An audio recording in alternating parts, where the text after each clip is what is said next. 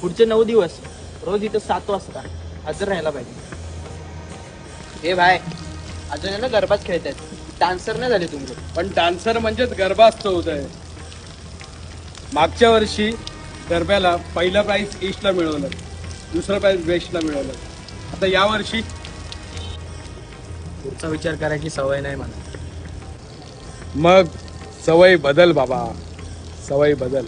हे हळू screen modern माझी. तुझ्या याच सवयी बदल. थोडा वेळ नाही माझ्याकडे.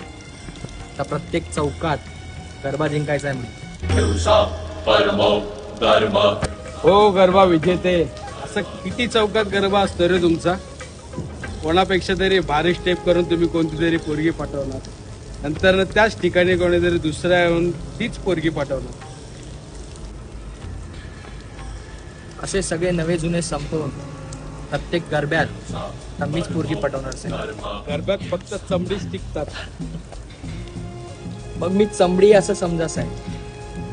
फक्त हा चमडी डान्सर ज्या गरब्यात बनला ना त्यांना पण असेच टोमणे मारा, का नाही. चमडी बद्दल एवढा राग आहे मनात, त्या गरब्यात कशाला आलास? असे स्टेप मारून काय उखाडलेस? साहेब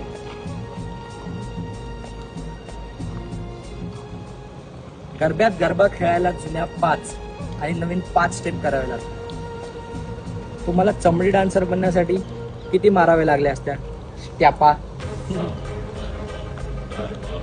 चला जाऊ का? येऊ का असं म्हणावं रे बाळा. काय आहे, आता तुला 9 दिवस इथं सलग यायचं. चाललंय